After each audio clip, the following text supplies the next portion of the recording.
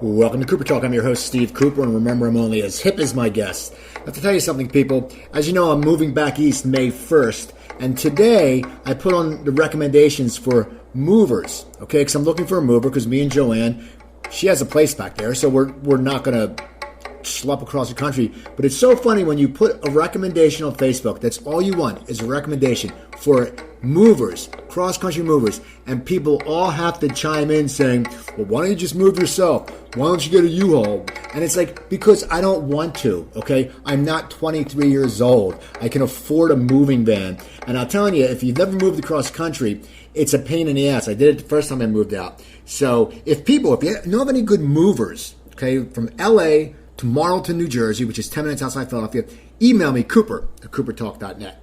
Anyway, we have a great show today. As I said, I've been getting a lot of musicians lately, and this gentleman has had a crazy great career. You know, he's played a lot of different genres of music. He's in a very, very popular band right now who we're going to talk about because I know they have a little reputation for being a little crazy. But my guest is Ace Von Johnson. How you doing, Ace?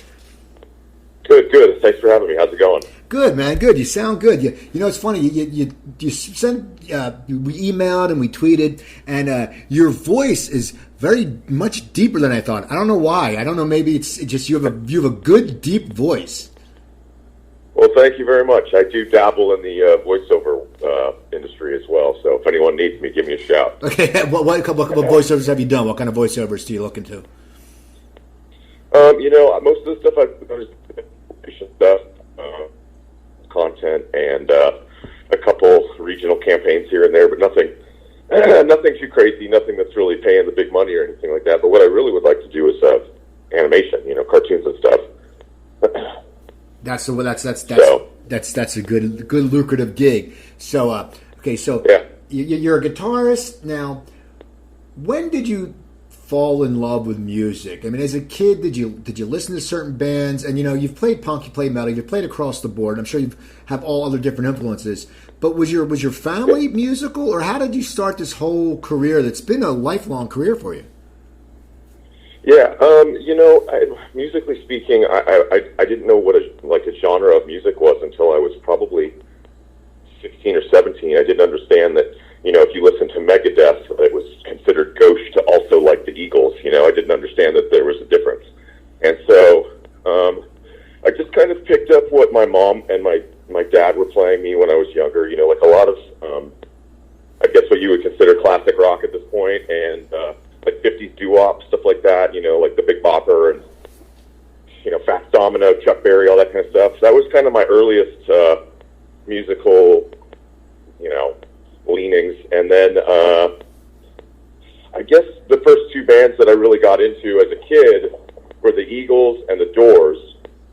And then by the time I was maybe 11, I was kind of fascinated with Metallica, as most rockers have at some point in their life, right? And so somebody had bought me this coffee table book when I was probably 12 of photos of Metallica, right? And so all these different photos, and of course, now with the internet and whatnot, this was, pre-internet being, on your phone and in your household. I mean, this was like maybe the mid-90s. And so I saw all these guys wearing these different T-shirts, these band T-shirts, and I got fascinated. I wanted to know who the Sisters of Mercy were, and I wanted to know who Faith No More was, but more importantly, every other photo, someone was wearing a shirt from a band called the Misfits. And I was, 12, and I had been raised on horror movies with my dad, and I went and bought this record from them, and every single song was about horror movies, and I just, I kind of lost my shit. So I got really into that. Went down the rabbit hole as far as that punk rock goes. So I got, my whole teenage years, I was really just involved in going to punk shows and putting punk shows on, and starting a band and doing all that kind of stuff. And so that's kind of where I kind of got my start as far as playing music goes. I was doing the whole punk rock scene, and now I had my own band in San Diego and stuff. When you wanted to start a band, I mean, were you already learning to play guitar, or did you hear punk and say, I could do this, and then start a band and then pick up the guitar? Because I know people who've sat there and say, I want to be in a band, and they never really picked up an instrument, and then all of a sudden they're like, oh, well, I guess I can play the guitar or bass. I mean, when did you decide to start a band, and had you already been playing music? I think I picked up the first time I picked up a guitar. I was probably about the same age, 12 or 13. And I used to mess around. My mom had this old like nylon string acoustic in the garage, and I used to play with that. And I apologize if I'm winded. I'm like hiking right now, so I'm like trying to multitask here and not breathe heavy into the microphone. No, that's fine.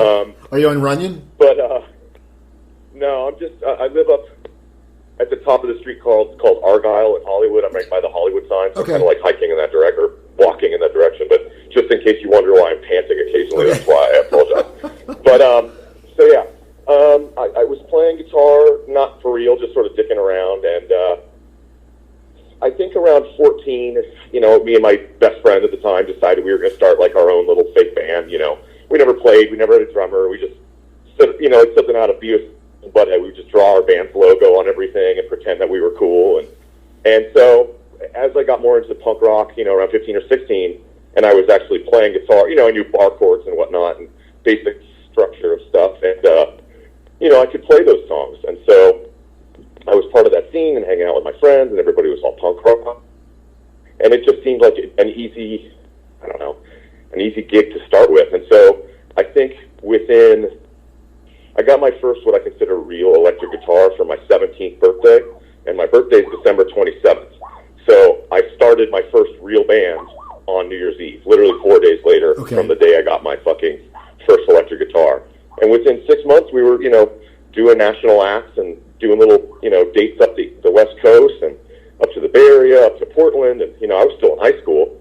So that was kind of where I got my start. And it's also, you know, kind of gave me this kind of grassroots ethic of, you know, getting out there, hustling, making flyers, you know, networking, which I'd like to at least think I'm still, you know, capable of doing well myself now as an adult. But, you know, those are kind of important things that I think a lot of people overlook over the years, or, you know, nowadays especially. But, you know, I learned to hustle, and that was that's where it all went wrong. Yeah. Now, how did you book the gigs then? Because it's not like now. Like I used to do stand-up comedy, and we would send, you know, the videotape, and we would send our, you know, our press kit or whatever, and then, you know, you'd have a recommendation from another act. But for music, it seems different because there wasn't like per se like there was comedy clubs. You know, they needed different acts. For music, there's bars and places, but how would you get the work? I mean, because now it's easy. You can just send links to stuff. But back then, you guys were all young. I mean, you said you were still in high school, and you're getting gigs. Yeah. I mean, how are you getting those gigs? Did you just send... I mean, how would you get in touch with the bookers? Especially, let's say, if it's in San Francisco. You know, did you call them, or how did you get that stuff started? Okay, initially, believe it or not, I actually went against the grain and recorded our first demo as a cassette. And mind you, this was like, I'm going to call it 98, 99, maybe like 99 or 2000 maybe. I mean, I was still in high school. And so we recorded a demo on a cassette, and I made, you know, like cassette, you know, deck to deck, like copies of it. And I gave that out. There's probably about 20 copies of it floating around out there somewhere. And then at the same time, I was working at, believe it or not, my first real job was at Jack in the Box, so I could fund our formal demo. So we were going to go to a studio, which we did, record and, you know, press it to CD. And then at which point I had CD copies of this, you know, little EP I put out. You know, it's like kind of, if you're familiar with a band called Rancid, it just sounded like that. And I would go to these shows, like I said, you know, and I would go and I would be like, hey, I'm in a band and I want to play. And I would just give them my cassette or later on my CD and go, hey, this is us. But, you know, we lucked out because within 6 months, locally, there was a compilation that came out, and I can't remember what it was called. I just remember some of the bands that were on it that kind of fizzled out over the years. But and actually, I think a funny little roundabout is actually one of the bands I think that was on that compilation from San Diego at the time frame was fronted by a guy who I'm actually in a band with now. And I actually didn't even know him at the time. It's just small world, you know, musicianship. But anyways, so we were on this compilation. We had a song called Revolution, and it apparently was well favored in the local little reviews, and people started knowing who we were. Initially we were called PBR Street Gang from Apocalypse Now, which is like the patrol boat in there. But anyways, called, and eventually we just shortened it to PBR because there was already another band with the same name, et cetera, et cetera. And so we did that, and then there was a local band down in San Diego called Kill Me Kate that, you know, they never kind of made it, but they had a local following, Southern California following, and we bonded really well with them, and they decided to take us on tour with them. And my guys were all 16, 17, and 18. We were all still in school. These guys were like 28 to 30. And so we went up to Portland and back and did shows, and we played Gilman Street in Berkeley, which is, you know, a reputable venue, punk rock venue where like Green Day got their start, Rancid got their start, and AFI got their start, all these bands that are well known now, of course, in every other punk band in the world. And it was a big deal. It was like a sold out show. And so by the time we came back, you know, within, like I said, the first 6 to 12 months, we had a little reputation, and then we went and recorded again and properly put out this, you know, another EP, which surprisingly I've had a couple fans in the last year or two show up with. You know, there's only, you know, maybe 500 to 1,000 copies out there in the universe, half of which I threw away when I moved. You know, I just didn't need them anymore. But so, you know, boxes of fucking CDs are heavy, man. So that was that. That was where I got my start, and I did that for about 2.5 years. And by the time I was 19, I was getting asked to play. And you know, of course, I was, you know, people know me for Faster Pussycat now, but you know, over the years, kind of doing my exodus from the punk rock scene, which I've sort of let go by the wayside because a multitude of reasons. But I mean, in that circle, I started getting offers from bands that were, you know, had record deals or had done multiple national tours, or bands that, you know, 2 years earlier I had their posters on my wall. So I was getting hit up, and all that stemmed from me hustling at shows and saying, you know, hey, I saw One Man Army's coming to town. I'd really like to play with them. Hey, the Misfits are playing. How do I get on the show? You know, or like, you know, somebody put me in touch with the UK Subs booking agent, and I was relentless. I was like, hey, man, I'm in this band. We played with them once before. I want to play with them again. What do I got to do? And he started throwing us shows and saying, hey, if you provide the back line, if you provide the equipment to these bands, you can play these 3 Southern California shows. We'll put you on Orange County, San Diego, and Hollywood, and you just got to show up with your gear and let them use it. And that was where I got my start. And then by the time I was 19, I joined this band called Madcap that was sort of like, you know, pop rock, pop punk, whatever you want to call it. And off we went. And by the time I was 20, I was on tour with Fall Out Boy and all that other shit, and doing Warped Tour and all this stuff, playing in front of, you know, hundreds or thousands of people every night. And that's where I went. With Madcap? Yeah. Okay. Yeah. Now, question: as you're sitting there and you're hustling and you're getting things going, in this time, do you feel that your guitar playing was improving, and were you concentrating on that, or were you concentrating more on the business end? Because I know punk guitar, I mean, it's a quicker, you know, I mean, how was were you growing as a musician at the time, or you think, I mean, for me, it would be, if you're on the road at 16 and 17, 18, even 19, it would just be, you know, it would just be fascinating. It'd be, you know, because it's a whole different world. It's like, people don't experience it. I mean, you know, me going to college away from home was an experience, having fun. Yeah. Being on the road is something. But were you thinking about growing as a musician, or were you just living in the moment saying, this is a blast, man, I'm loving life, and you know, and I'm good because I'm getting hired? But I mean, where did you think your guitar chops were at that point, and did you feel you had to grow them? No, I you know what? It's funny because on the rare occasion that I listen to anything I recorded before I was 25, I kind of, you know, shudder a little bit. Yeah, I wish I had taken some lessons, because, you know, by the way, you know, not that I'm one to brag about it, because I'm not, but I never took a lesson in my life. I still haven't. I kind of wish I had, but then kind of glad I have my own little style, or whatever you want to call it. But no, I wasn't. Like you said, I was really just living in the moment. I was just excited to be on tour, and it was a hustle. I mean, you know, unto itself. I mean, I was in a van band, you know. I mean, we were driving cross country, you know, myself behind the wheel. I mean, that's how I got my nickname, is I was driving on my first tour at 19, and there was a giant accident, and I like swerved around it, and the singer grabbed me, goes, "Oh my God, you fucking aced that," and that was where it came from, you know. And so, you know, and I was the new guy. Oh, so new guitar player Ace, and I hated it for years, you know. And that's now my name, you know. But anyways, so I wasn't concentrated on being a guitar player. It really wasn't until I went in to do. We did this record called Under Suspicion, which is, you know, kind of easy to get. It's out there, iTunes, all that garbage. But so this Madcap album, and you know, I was kind of convincing the guys to put guitar solos in it, you know, because they weren't really that kind of band. So I had a couple little moments where the producer and I would sit down, and he was a guitar player himself. His name's Ted Hutt. He's a pretty well-known producer in that scene, you know, Flogging Molly and The Bouncing Souls and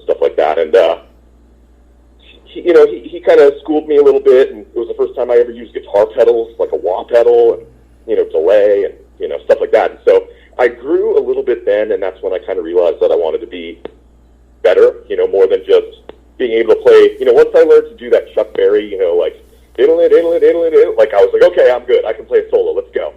So trying to move past that and trying to, like, emulate guys like Slash and guys that I was a fan of at that point. There's a couple of punk rock guitar players that I think are still actually really underrated. One guy is, you're familiar with a band called The Damned?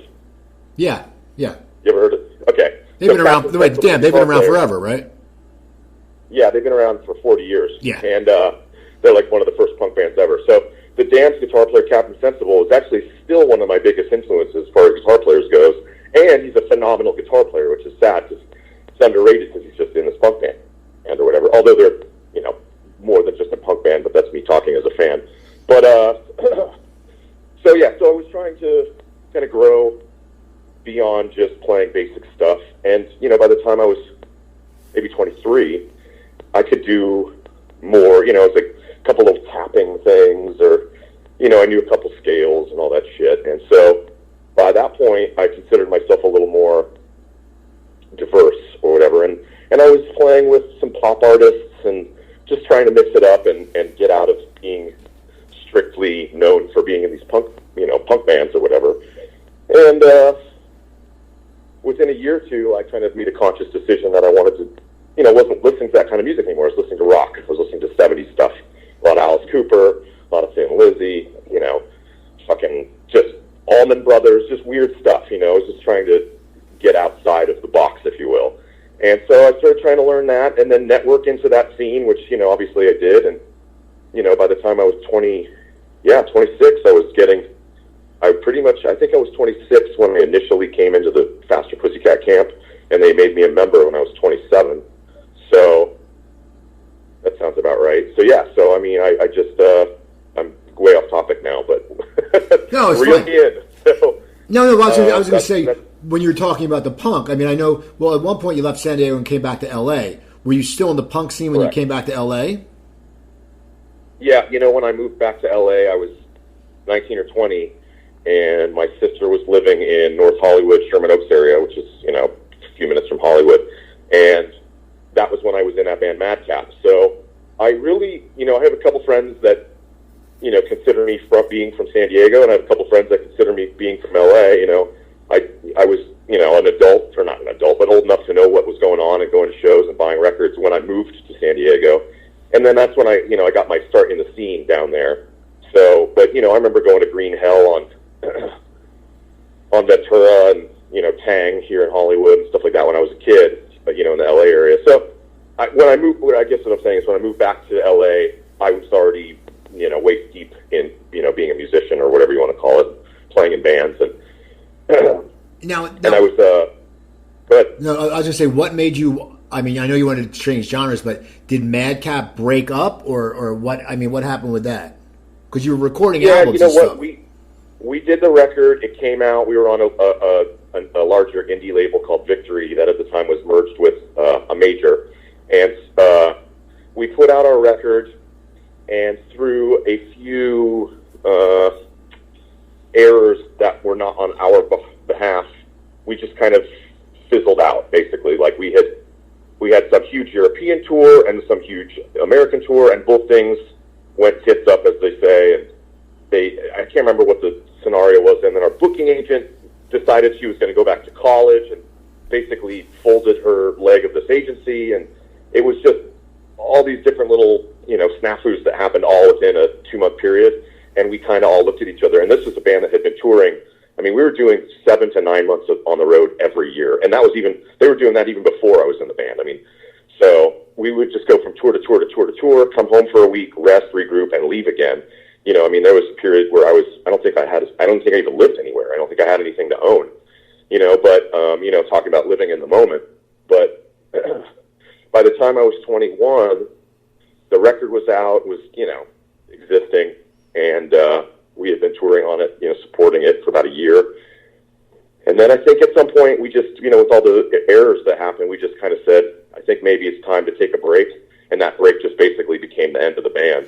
And I think everybody kind of went and did their own projects. And the singer, Johnny, he's still doing his own thing. It's not called Madcap anymore. I think it's like Johnny and the Distractions or something like that. And, kind of sounds like Elvis Costello Right. for that or whatever. But, and then actually my drummer, I just heard this the other day. My drummer, Jake, just joined Everclear. So the guy that I was touring with is now the new drummer in Everclear. That's crazy. But, so now what that's would how this works. If you go ahead. I was going to say, if you're around long enough and you hustle enough and you make enough friends and enough impressions, eventually you'll succeed. You end up in Everclear, Faster Pussycat, or whatever. Right. Some original project. So I was going to say, what was it like touring in the van, like the van tour? Like you hear it, like when I did comedy, we were in cars, and every comedy club had a hotel. So it was you'd bitch about it, but it was sort of an easy life because it was just you or maybe another act driving.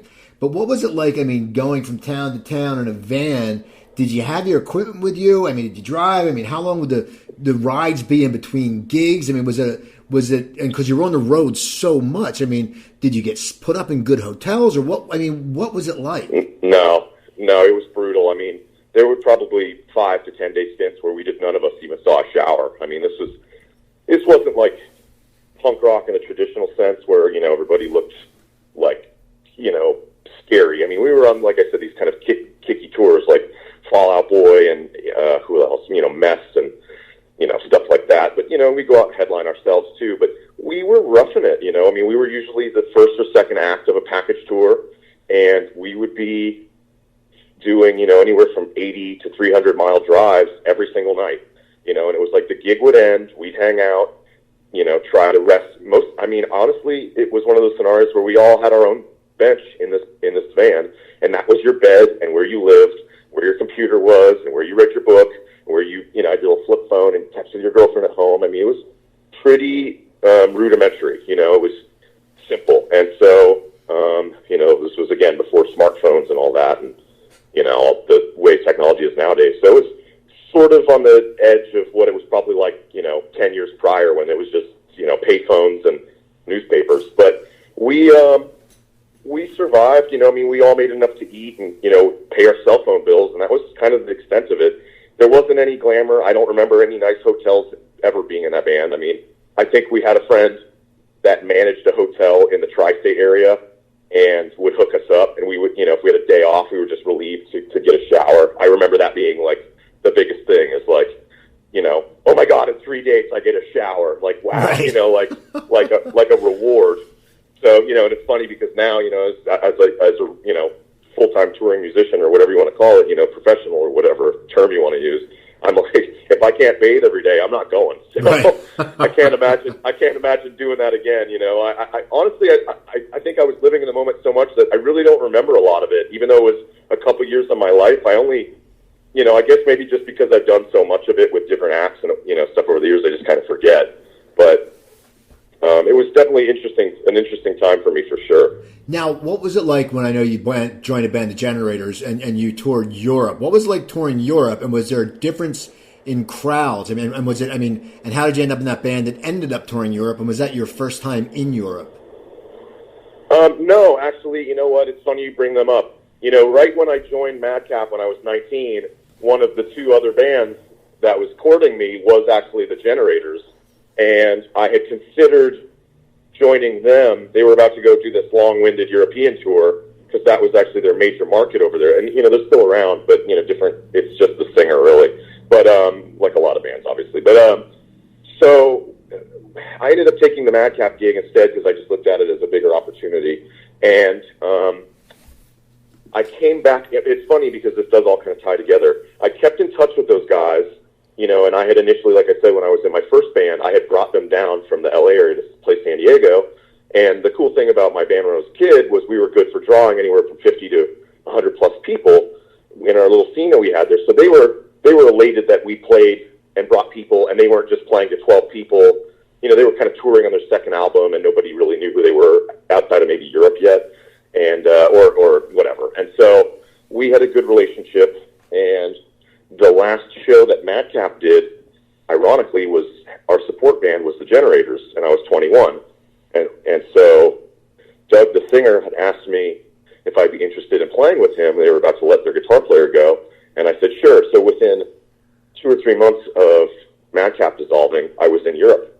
But that wasn't my first time there. I had actually been over there for a couple festivals about a year before when I was in high school. I kind of skipped over this part, but me and some friends, in that punk rock scene, we had started this band called Cheap Sex, and it was like this hair punk band, like the Casualties or the Exploited or whatever, just sort of like, UK to kind of fast punk rock, whatever, wasn't my thing, but it wasn't not my thing. It was just something else to do. And when I left that band to do Madcap, they started actually doing really well. And so at one point I actually came back to the band and we went and did festivals in England.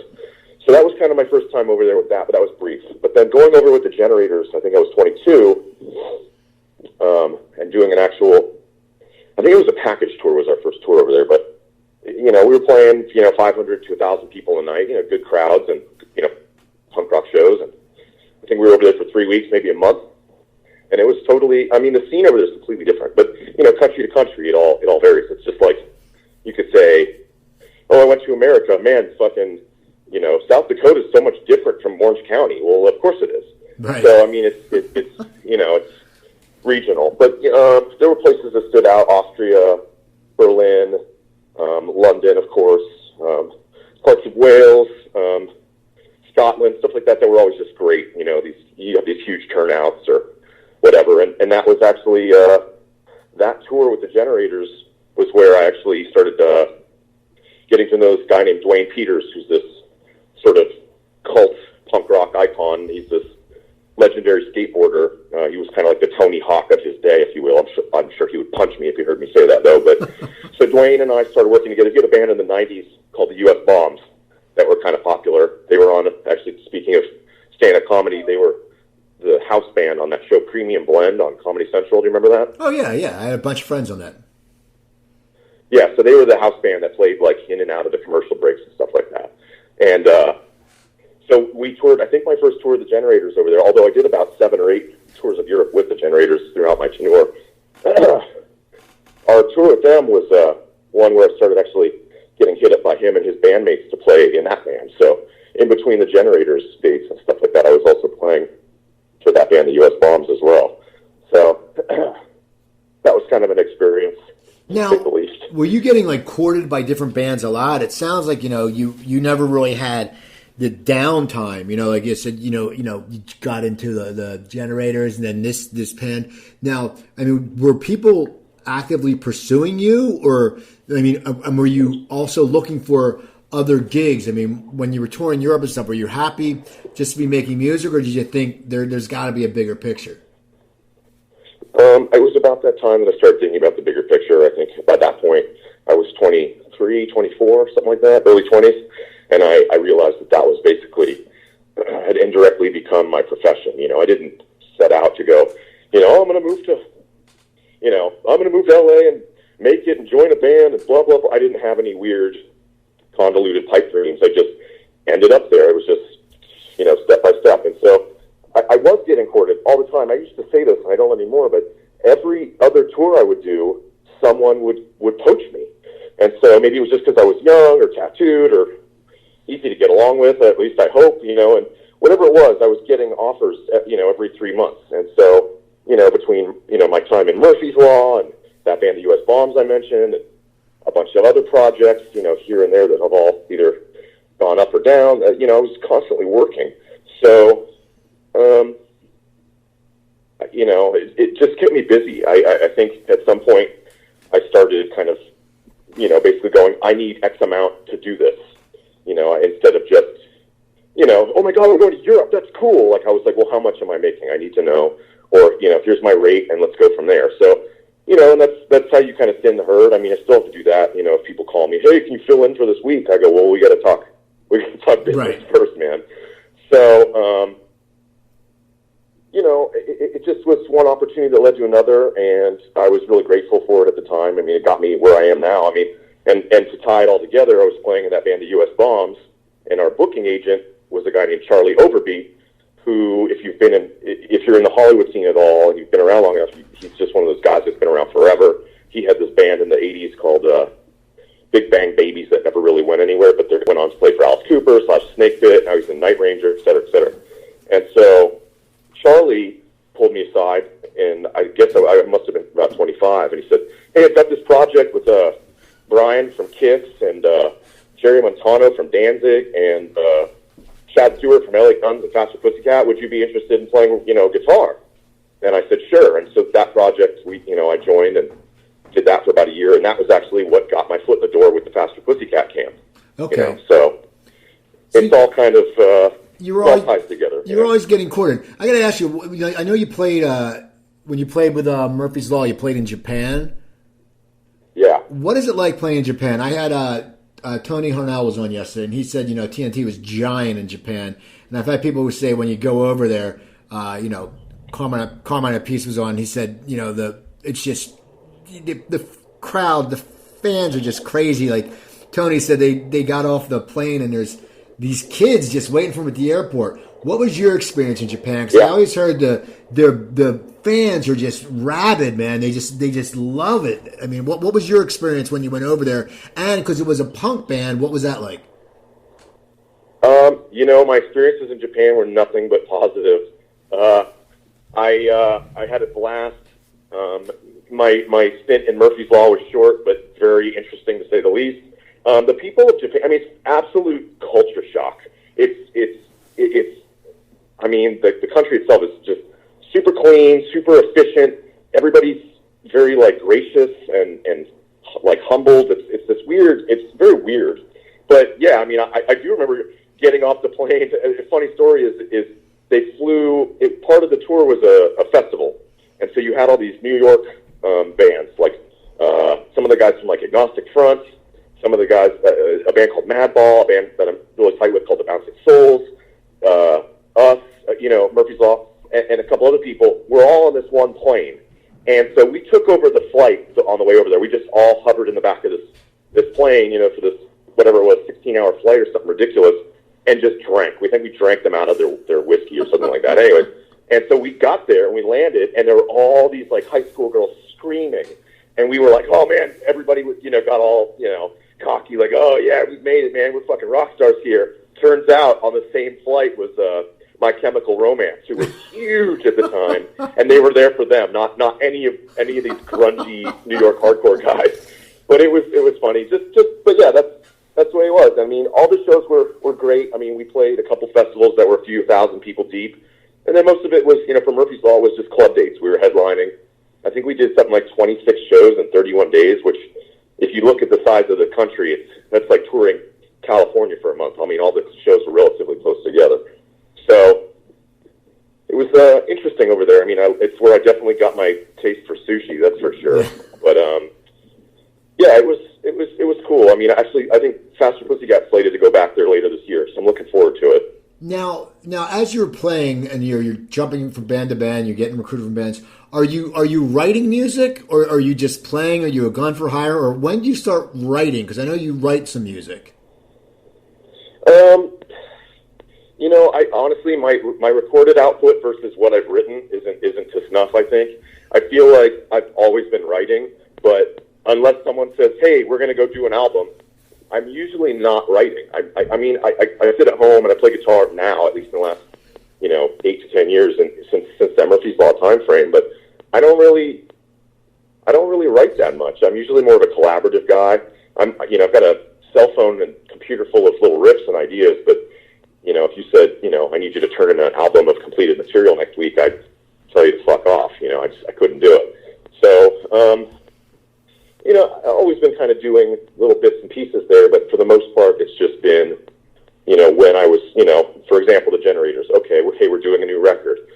All right, well, what do you got? And I brought the singer 2 songs, and they're on the album, and that's it. Those are my 2 writing credits for that record. Or with Madcap, I think same thing. It was, we're doing an album. Here's my 3 songs. Let's go. So it's usually just when someone calls me, I try to do that. I played for a hot minute for a band called Unravel Law, and at that point, we were talking about doing an album, which I don't think is even materialized to this day, but that's another story. But so I started writing, trying to write in that vein, trying to write for that band. So it's usually, if I'm playing in an industrial metal band, I'm going to try to write that kind of music. But, for the most part, I'm usually not sitting at home writing, buttloads of material. Unfortunately, I wish I was. I think part of it is I just don't have the means to do so. I think I don't have the recording skills or equipment. GarageBand can only do so much for me. So, but now that's really it. Usually, I'm just focused on whatever task is at hand, and usually that's learning someone else's music. Like even at the moment, I'm learning material for another gig.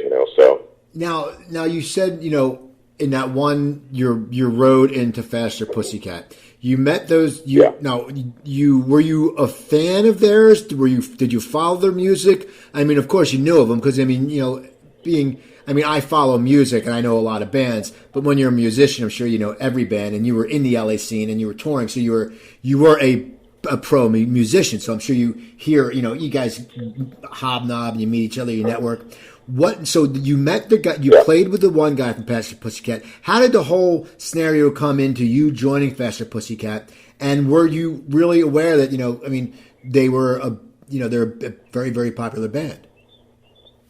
Of course, I was familiar with them.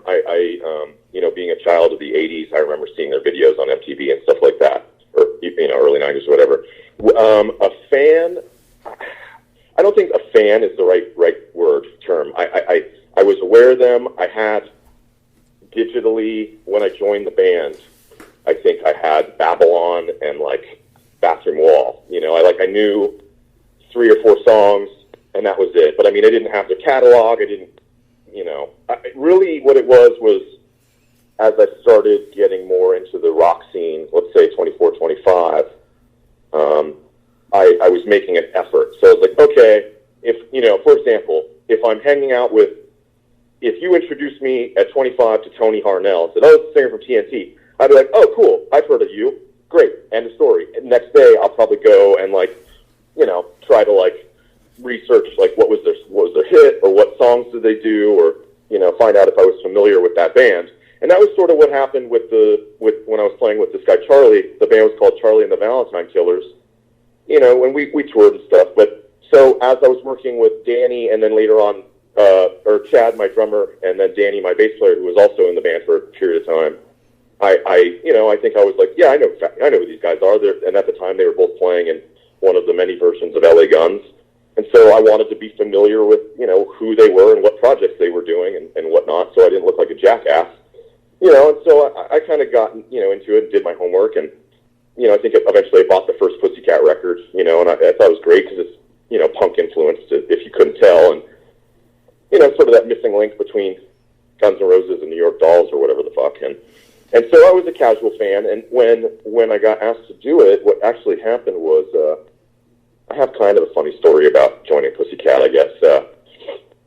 When I was doing that project, we played the House of Blues here in Hollywood with, I think we were supporting our friends in the Reverend Horton Heat. And it was, a good show, whatever. And so I go backstage, and half the band was sober, and half the band was, full-blown raging alcoholics. So I walk backstage, and there's this dude just slugging out of my bottle of Jack Daniels, which was actually mine. And I'm like, who the fuck is this? Who's this fucking Marilyn Manson guy drinking my whiskey? And Chad, my drummer, grabs me and goes, that's Tammy. And I was like, who the fuck is Tammy? And he's like, from Faster Pussycat. And I was like, I thought he was blonde. And so that was how I met him. I was like, who the fuck is this guy backstage, and why is he drinking my whiskey? And he was cool, and he's the same demeanor he's always had since I've known him. And he's like, what's up, Bubba? Good, nice to meet you. Good show. He was chill. And we hung out a little bit, and that was that. And about 6 months later, God, I'm trying to think what year this was, probably 2008, maybe early 2009, they called me and said, hey, we need a guy to fill in because our guitar player's double booked, yada, yada, yada. And so I went over to Tammy's, and he handed me a CD. And he goes, here's the material, and if you've ever spoken to Tammy, he's got a certain cadence, right? He goes, here you go, Bubba, don't suck. And that was it. And that was, I never auditioned. I don't even think I rehearsed before I played with the band. Off I went. What is that like to just get up on stage and you're just hearing from the CD? You don't know the guys at all. You don't rehearse. I mean, are you a little nervous when that happens? Oh, yeah, of course. I've had scenarios like that. Luckily the Pussycat Show, my first Pussycat Show was a short set. I think it was like 30 or 40 minutes, and we were supporting Gilby Clarke at this festival thing at Universal Studios or something, some weird, like family scenario where we couldn't even swear between songs or in the songs, and it was just this whole thing. So it was relatively easy because we were playing a condensed version of the set, but it can be nerve-wracking. I've had experiences where I've walked on stage and had a great first show out of the gate, but usually bands tend to rehearse. Right. But I'll leave it at that. But and I've had horror, total horror, show scenarios. Like my first, I hate to commit it to public whatever, but my first show with Unwritten Law was anything but pleasurable, and that was the same scenario. The band didn't rehearse. The drummer was just coming back to the band after 10 years away, and the singer was a problem. Let's just leave it at that. And so just all these things, and that was a bad scenario. Luckily, the first Faster Pussycat Show for me was relatively easy. It went over well. It was fun. I remember everybody gave me a thumbs up after the show, and Gilby actually, who is still a friend to this day, obviously, he pulled me aside before the gig. He goes, "Hey man, he goes, I know you're the new guy. I just want to welcome you to the family, and just if you ever need anything, give me a call." And that actually, not so much that I was such a fan, but just someone I respected, if you will. That really helped a lot. Having somebody kind of in my corner for a moment there that wasn't affiliated with the band. That wasn't like, don't fuck up the show, don't get up there and suck.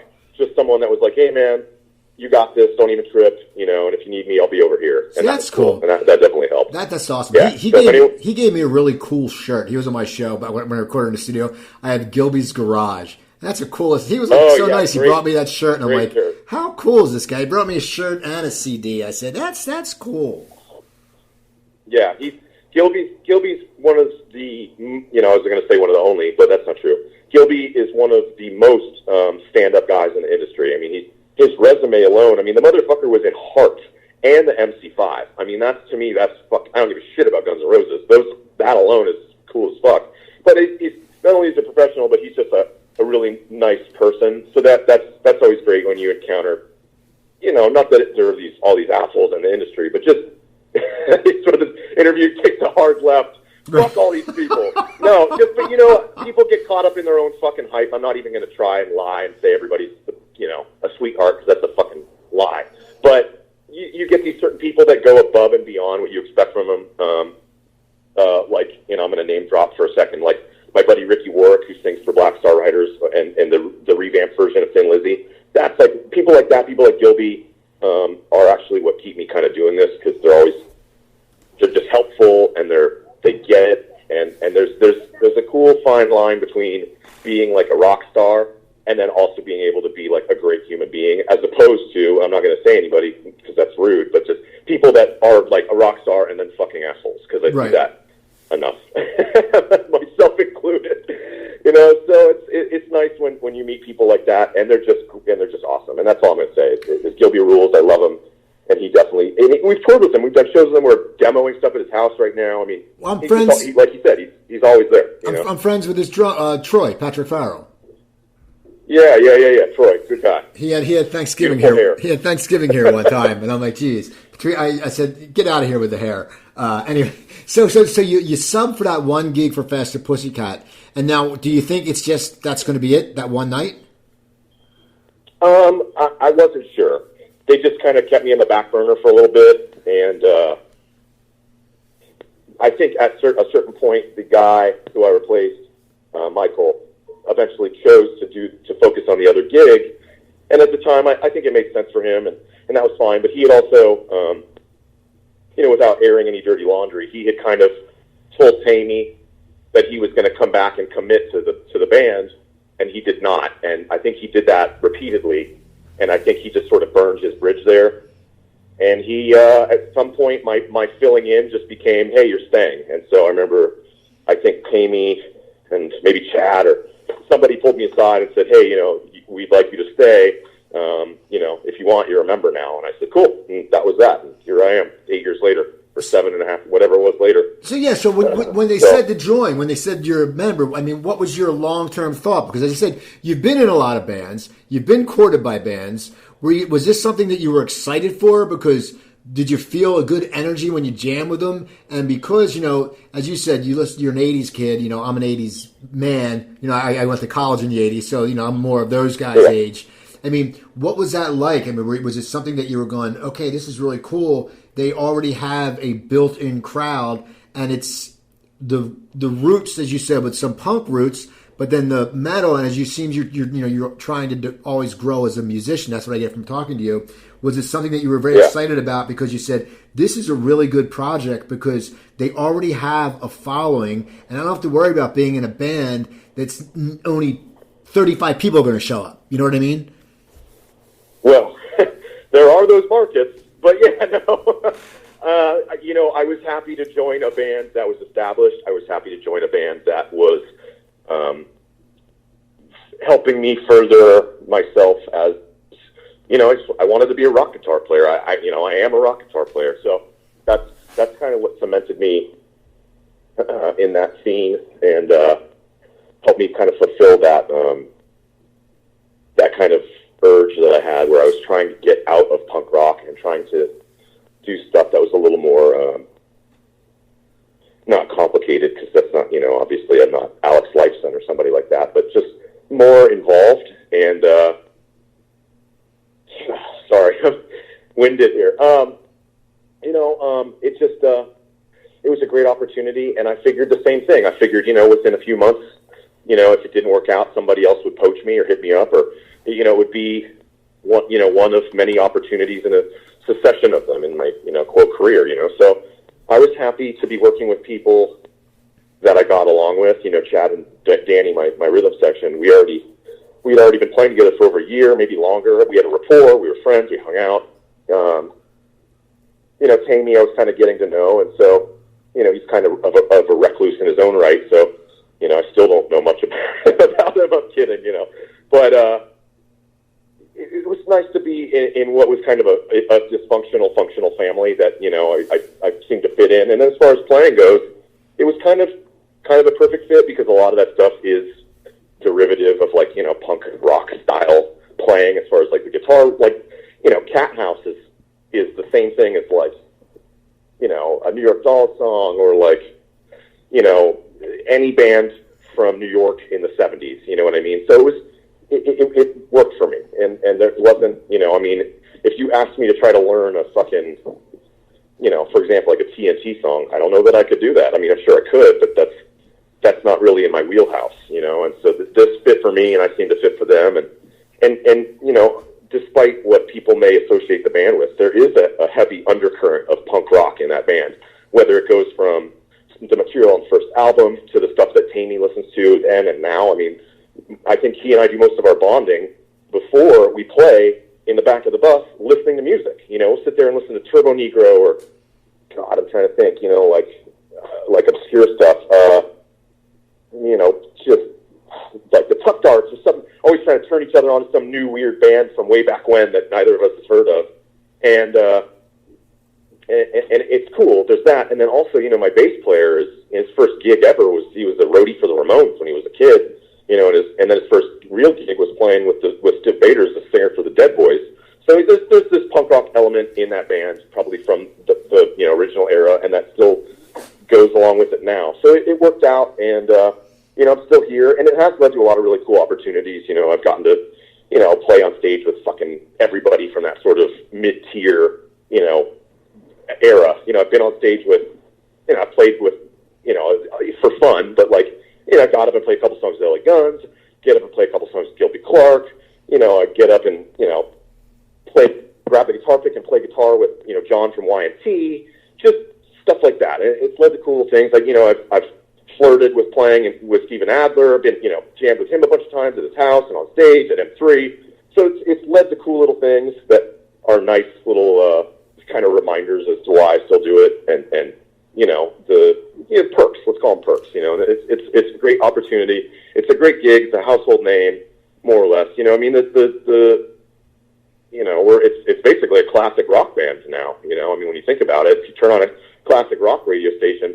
They're playing Guns N' Roses, you know, they're playing stuff like that. So it's of that era, and, you know, and I don't see it dying out anytime soon. I mean, I wish there was a bigger resurgence of it, but, you know, we're still able to go and do 100 dates out of the year, and I think we're all pretty grateful just to be able to do that. And like I said, you know, it's been a wonderful opportunity, and, you know, it's definitely got my name out there. I mean, hell, I was drinking with my drummer last night at the Rainbow, and he looks over and he goes, you know, I made you. And he was kidding, but he's kind of right. You know, he's the one that kind of brought me into that camp, you know, maybe indirectly, but, and we had a laugh, you know, and it's funny because that's, you know, if I meet anybody, they go, hey, you're Ace Vaughn Johnson? Yeah, okay, I've heard of you. All right, fair enough.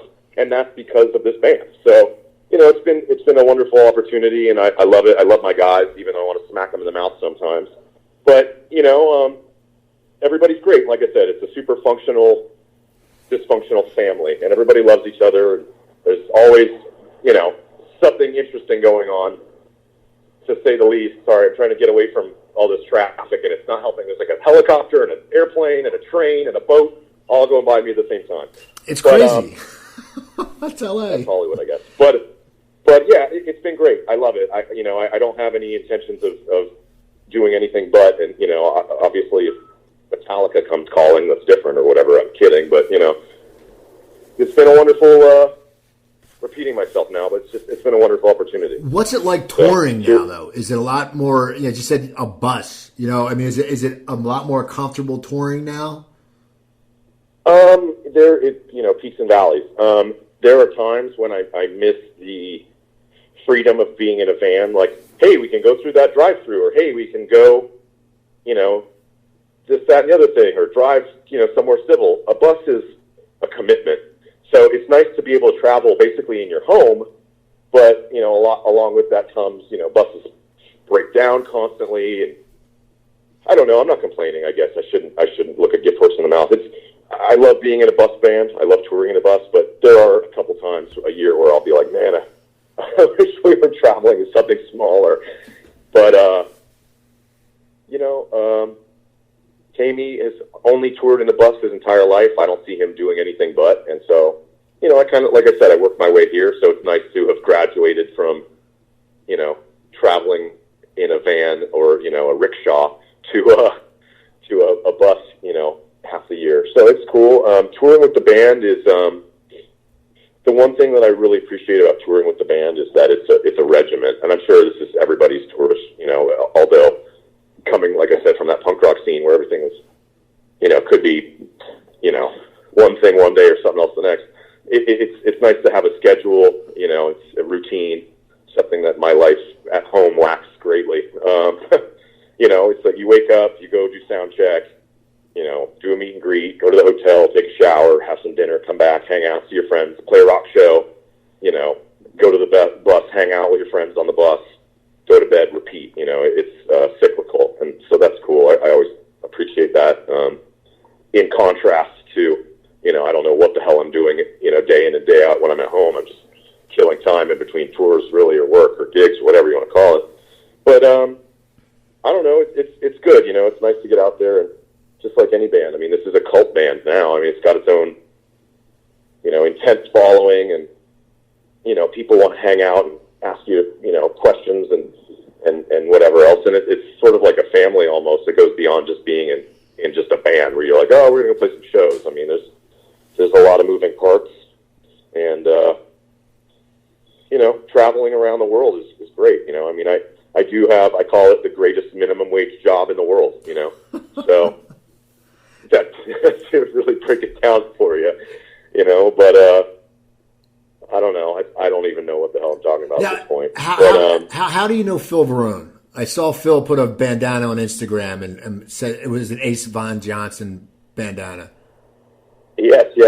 Phil, you know what? Phil and I are pretty tight now, but honestly, I haven't known him that long. I've only known him for maybe a year, maybe a little longer, something like that. I think we met through a mutual friend of ours named April, who's one of the boss ladies, if you will, at the Monsters of Rock Cruise production team there, and you know, which is just its own little family unto itself, which is the best. And to touch on that, you know, Fast Pussycat does the Monsters of Rock Cruise every year, and it's a blast.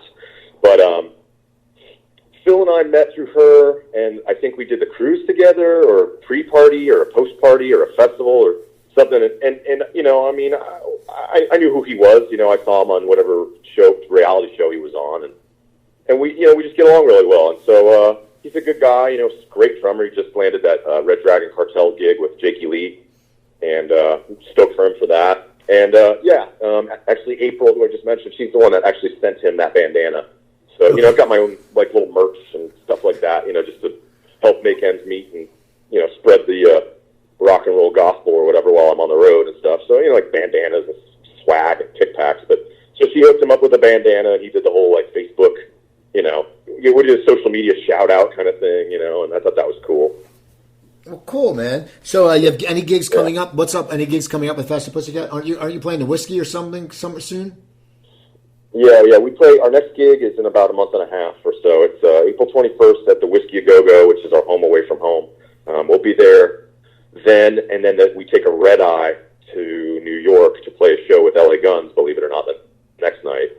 And because we're fucking bi-coastal like that. And then we do a couple gigs out there in the Northeast, and then we do the M3 Festival the following weekend. Isn't that in Maryland? What's that? Is that in Maryland, the festival? Yeah, that's in Maryland somewhere, I think near Baltimore.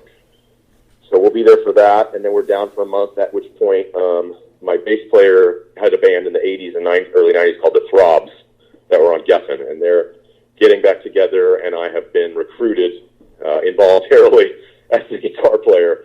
So I think in May we're doing some Throbs shows, and then Pussycat is going to Japan, and then in June we start, I believe, a full national tour. So we'll be out June, July, probably into August, and then that's you know, the first half of my year. So there's definitely some Pussycat stuff coming up. I think we're going, to the UK to do Hard Rock Hell Festival at, I think it's in Wales at some point in, I want to say, like September or October. I'm kind of unsure because I'm not that far ahead in my mental calendar yet. But we got that, so we'll be working. You know, every year we do. Like I said, we do about 100 dates. So we'll, cool. we'll be doing some work, and cool, man. If we're not in your city this time, we'll be around again. I want to thank you for coming on, man. It was good talking to you. I hope you're okay coughing after that hike. Now, your website is, you know, I don't want you to die on me here. And that's radio, people. You know, all of a sudden, Festa Pussycat that could be a good publicity stunt. Needs a new guitarist. A guitarist. Yeah, I think I swallowed a bug. Yeah. So your website is acevonjohnson.com. Twitter is correct. At Ace Von Johnson? Everything is either / or at Ace Von Johnson. I'm pretty easy to find. My .com's a little it's getting a little outdated, but I mean, if you need to reach me, I actually got the links to my voiceover demos on there, and, you know, sporadic information, bio, photos, et cetera, et cetera. But if you want to reach me, your best bet is Twitter, you know, at Ace Von Johnson, Instagram at Ace Von Johnson. You know, like I said, pretty easy to find. I don't think there's any other Ace Von Johnsons out there. I don't figure. So people follow Ace Von Johnson. Also, people follow me on Twitter at Cooper Talk. I'm at Cooper Talk.